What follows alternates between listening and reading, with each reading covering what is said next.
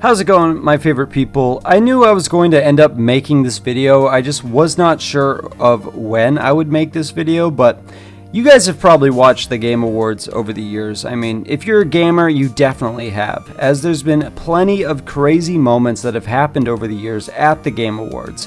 Whether it be the Bill Clinton kid or the two guys who awkwardly tried to do the same thing next year and just got completely ignored. I mean, it is about as easy to interrupt the Game Awards as it was for Will Smith to walk up on stage and slap Chris Rock in the face at the Oscars that same year. But besides for the plenty of memorable moments, there has always been a negative stigma attached to the Game Awards from gamers. And I've never really been able to understand what it was that made people hate this game show. For me, I've always seen it as a way to appreciate all the hard work that the developers put into their games and give them a chance to not just be names in the credit section of a video game, but so we can put a real face to these people and be there and feel proud that a game that we just put at least 200 hours into finally got recognition that it deserves. That's what the Game Awards have always been for me, but I am just a lovable goof who really likes to see the good in everything, but I went back and I rewatched the last few years of the Game Awards, and now I kind of see what people are talking about and why they hate it, and today we're going to go over those reasons, why people dislike the Game Awards, and why the hate follows to all of the other game shows that is hosted by Jeff Keighley. But before we get into that, don't forget to subscribe to the channel and comment your thoughts down below. And also, let me know what was your favorite year for a nominated game. And yeah, with that out of the way, let's get into the video. Now, I never noticed the hate for the Game Awards until this year, and honestly, I can understand it a little bit better now. For a show that has basically begged people to be taken seriously, they have had 3 years in a row of just being shown why it will never be taken seriously. Whether it's the security breaches with the Bill Clinton kid. I think I want to nominate this award to my Reformed Orthodox Rabbi Bill Clinton. Thank you. Security breach. Or anybody else that manages to sneak their way up onto the stage at the Game Awards. But in 2024, it has gotten to a point where after the disappointment that was GamesCom 2024 and the disappointment that was Summer Games Fest, people who aren't paying to go see the show are absolutely sick of watching it, because this game show was supposed to be the Grammys for video games, and instead it has been turned into one big commercial. And I've come up with a short list today to try and decipher the possible reasons behind the massive hate for this show and kind of explain it a little bit. So let's get started. So for number one, I want to bring up how much of a commercial this entire game show feels like. Whether it's a sponsorship ad or game trailers, but to many people, this feels like a complete fucking takeaway from the accomplishments of the people who work on these games. And if you're already showing off games that might be better than the games that are getting the award and they come out next year, to me, it just feels like it detracts from the game that is getting the award. You know, because I would like to assume that most of these game developers show up to the Game Awards to not only accept the award, but to also get free press for your game.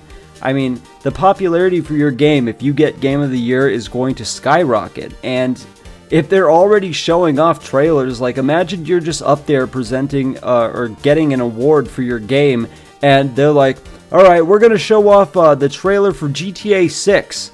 You know, obviously that's going to detract from what you just went up there to do and all of the work you just put into your game. And I just feel like it's just such a huge disrespect to the developers that, you know, they probably spend a lot of money and time to get to these shows, to accept the awards and all of the effort that they put into their games. It just detracts from it entirely. That's not even the worst part about all of this. I mean, I'd say the next way that they completely disrespect these developers is the amount of time that they give them to make a speech after they get an award. which is absolutely crazy. If you've looked at any of these shows and have watched the people's acceptance speeches, some of them make it in pretty good time, but others that get really emotional, they basically get cued away by the music. And I don't know how long, so they allow you to make a 30-second speech. I'm not sure how long you guys know 30 seconds is when you're talking in front of a crowd of people. But when you want to thank people and talk about your appreciation for the creation of the game and all the people that were involved, it normally takes a lot longer than 30 seconds. I've taken a public speaking class, so I know exactly what this feels like to speak in front of a huge room, but just imagine that you're listening to your favorite song and they tell you to stop listening after 30 seconds. That's how long these speeches are allowed to go on for. I mean, even that whole section of my video, or that small portion, was 30 seconds. And that's how long these guys get to talk. And typically there's at least like 2 or 3 guys up on stage. So it turns into, you guys having to divide your time up amongst the people that are on stage. And to me, man, I don't know, this comes off as extremely disrespectful and not at all what the Game Awards should have been. They also have a prompter that tells people to wrap up their speeches, and this notably happened not only during Astarion's acceptance speech for Best Performance, but during Larian's acceptance speech for Baldur's Gate 3. They're right in the middle of telling people about all the developers that they've lost during COVID and during the final stages of development, and they basically just cue the music and try to kick them off the fucking stage, and it is just so disrespectful. I understand if it's being dragged out, but these guys were up on stage for less than 30 seconds, and some of them were in their seats as well, and they're up there crying on stage, and these guys had the gall to fucking cue them off stage with music. You know how fucking awful that is? The entire thing is just so disrespectful, and even the indie developers don't even get any kind of respect from these guys. Jeff Keighley's just such a piece of shit. He doesn't give them any time to really accept an award. They accept it off screen, I guess, and he just does like a minute of just blurting out what awards went to who, and just not giving any real credit or showing any of the development team that won these awards. And I don't know, man, it's just awful to me. I just don't like that, and I guarantee we're going to see more of this at the 2024, because there's already so much controversy behind this year's Game Awards. But yeah, let's get into the next point that I'd like to make about the Game Awards. So the next point that I want to make are the celebrity guest appearances, because I mean, there are so many of them scattered throughout the Game Awards, and it doesn't make sense. Like, for Timothée Chalamet to be one of the announcers at the Game Awards, it doesn't make any sense, because he is not starring in a video game, and there's just no reason for him to be there. I mean, if Keanu Reeves was there, that would make more sense, because my dude was the main character in Cyberpunk, and with Phantom Liberty getting released around 2023, him getting an appearance would make sense. We also had Sam Wilson from the Avengers, or Anthony Mackie, and again, so many people don't understand why he was there, and having these celebrity guest appearances that have no connection to the gaming industry besides for the paycheck or that their kid plays video games, it just doesn't make any sense, and I think they need to remove that shit entirely. And because for most people, the Game Awards is supposed to be, where you get to celebrate all the games that you love, not to see Hollywood people, because that is what the Oscars are for. It's just ridiculous. And the other issue that so many people have found is that when there is a celebrity at the Game Awards, they get a lot more time to talk than the actual developers do. Like, Anthony Mackie and Matthew McConaughey were both criticized for having more time to speak than the actual developers. And so many gamers have spoken up about this, and the Game Awards just says, oh, that's what you think? Sucks to suck, I guess. So, I don't know. The celebrity guest appearances just need to stop. It's just so unnecessary, and nobody fucking cares. But let's move on to the next point.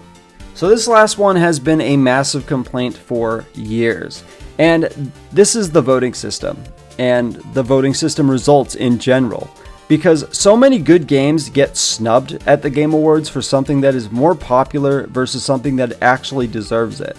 Now, in 2023, even though I loved Baldur's Gate 3, I still believe that Alan Wake 2 deserved to win, because Alan Wake 2 had so much development hell, and Remedy worked so hard to get the franchise back and then implement all of these creative elements that made the game feel incredible and just so much fun to play.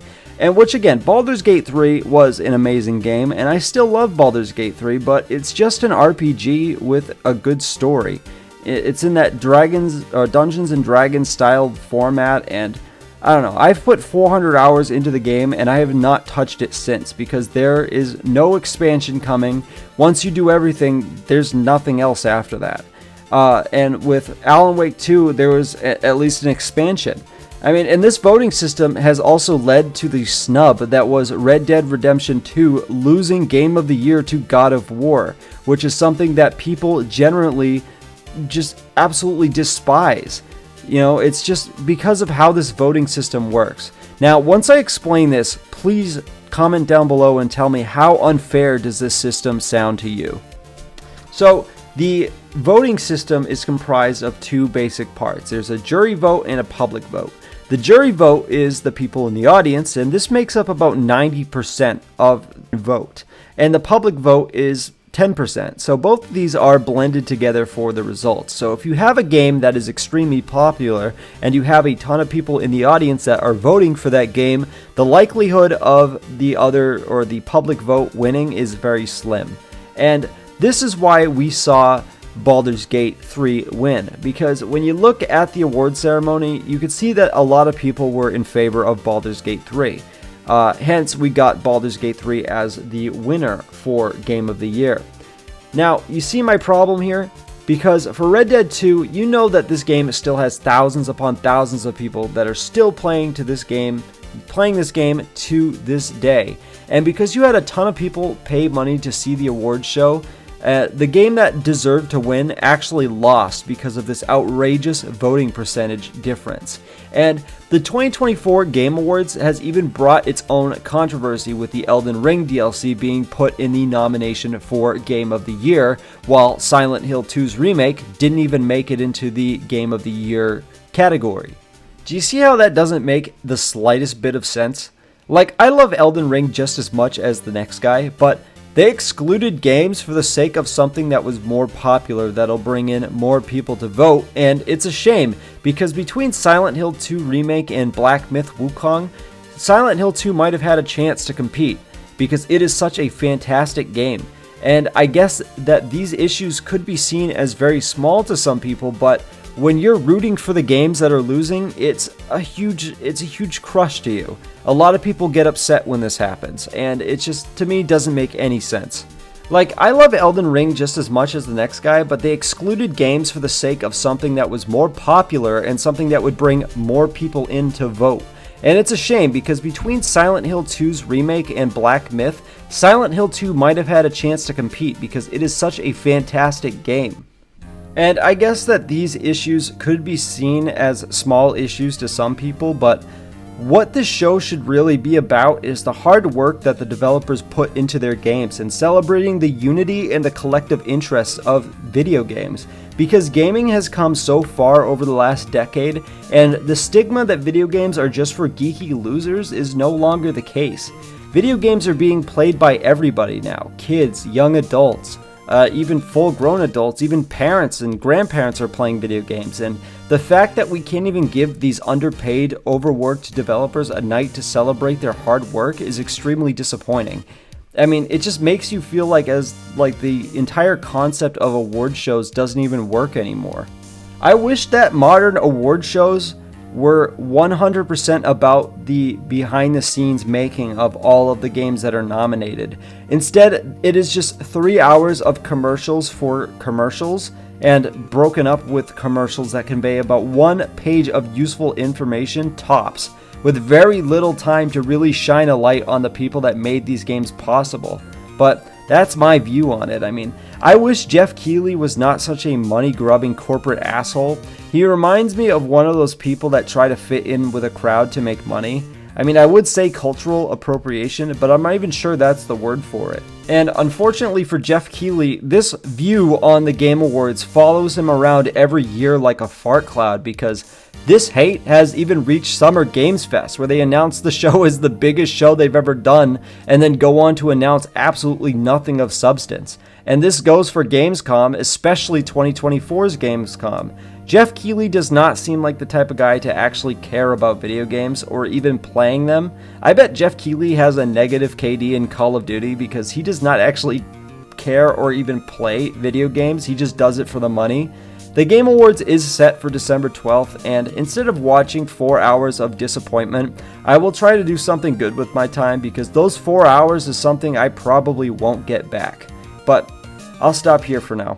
If you made it to the end of this video, don't forget to comment your thoughts down below, and also don't forget to subscribe to the channel. And once again, thanks for watching, guys, and have a good night.